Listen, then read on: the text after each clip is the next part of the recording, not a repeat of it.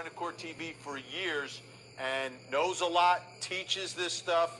I call him Dr. K.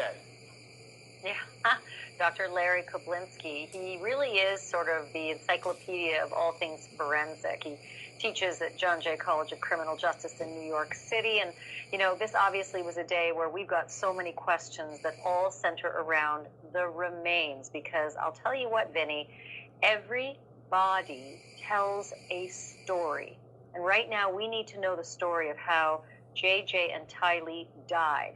And more importantly, we need to know who did it to them. Sometimes those stories are held in that forensic evidence. So with that in mind, I had a whole lot of questions for Dr. Koblinski. What exactly goes into the process of trying to identify children? Well, we're talking about the remains of two children, and so we need to know what the condition of the bodies are in. Are they completely skeletonized? I would assume after several months of burial that they would be skeletonized. So there are limitations on what you can do upon autopsy. And clearly the main goal is to identify the remains. What is their condition? Are any of the bones fractured? Is there any indication of how they died? A lot of questions come about, and the autopsy is the first place to go for answers. And it's such an uncomfortable topic, but it is so critical, as these could yield some of the most damning charges that jurisprudence even offers. Can I ask you about the length of time that these remains may have been buried? We don't know. The charging documents are suggesting a very big window, September to June. But we also know that Idaho is extremely cold. Can you factor in some of those metrics? Yes, temperature is one of the most important factors in the rate of decomposition of a body. Humidity is a factor. Are they buried below ground? How deep? How cold? How humid?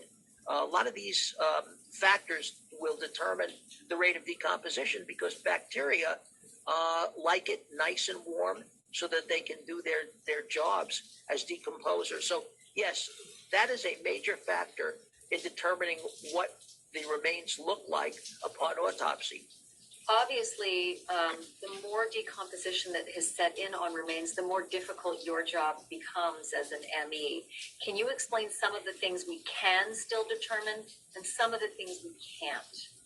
Well, a forensic anthropologist and an odontologist, a forensic dentist, would be looking at the remains, assuming that you have complete skeletonization. You can determine things such as the age of the individual by looking at the dentition and examining the skull. There are things you look for. Are there any fractures?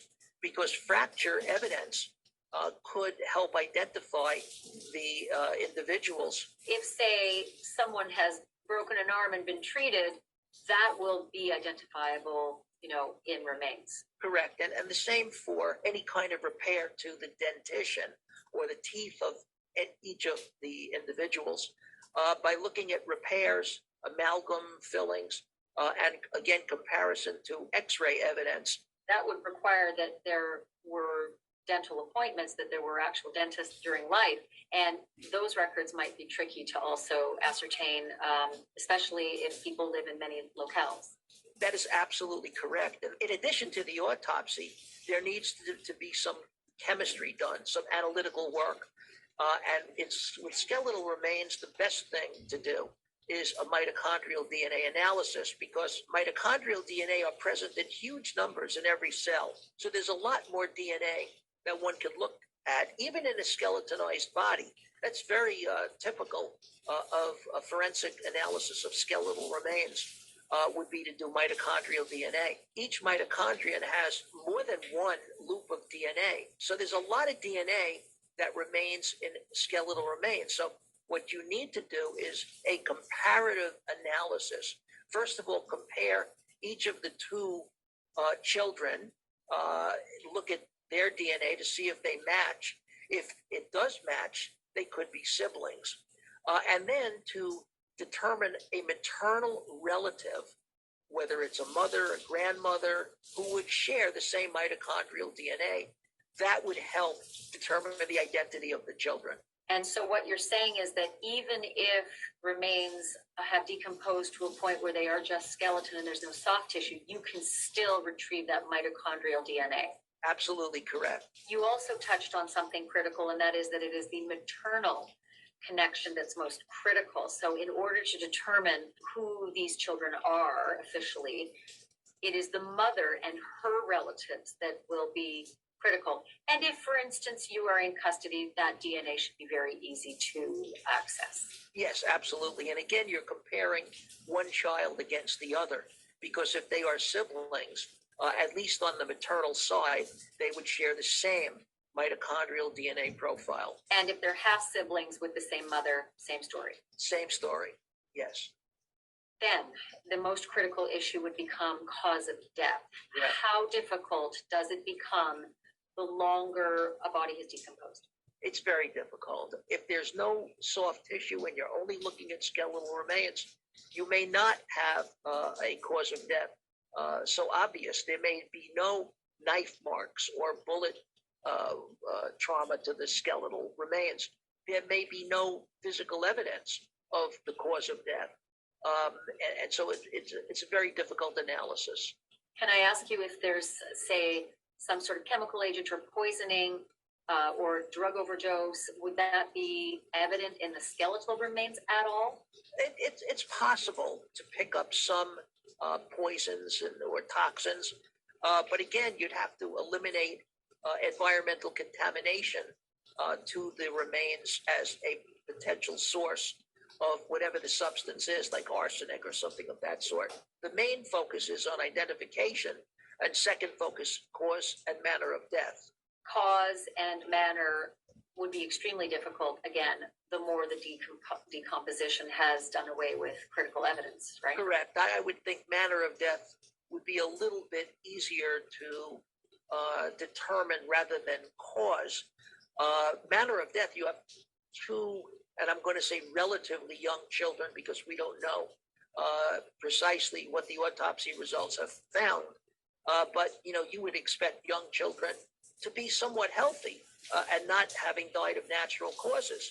So manner of death, I think, would be a little easier for a medical examiner to decide upon rather than cause. Skeletal remains are very, very difficult to pin a cause of death on. And how willing are juries to accept this sort of arcane and complicated science when the remains are so decomposed?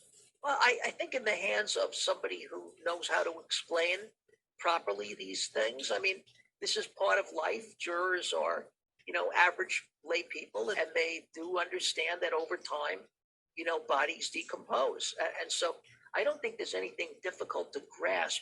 They don't have to know the technicalities of the DNA work. They need to have faith and trust in the person delivering the testimony, describing the ins and outs, what's possible, what's not possible. What other critical information might the discovery of these remains yield? There may be evidence buried with the bodies that we don't know about. The children may have been buried in clothing, for example, or there may be evidence on the clothing, if in fact they were buried in clothing.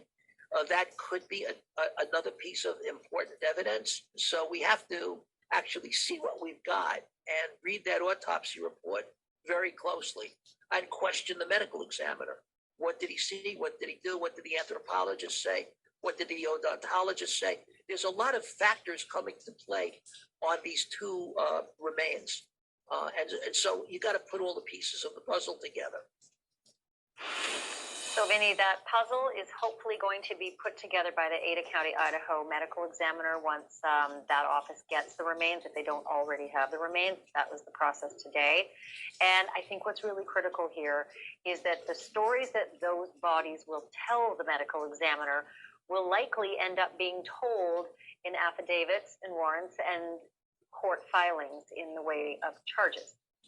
Because as you and I both know, cause of death is critical. It's very, very important. You don't always get it You have it in Casey Anthony's child's death. That's what hung that jury up so hard.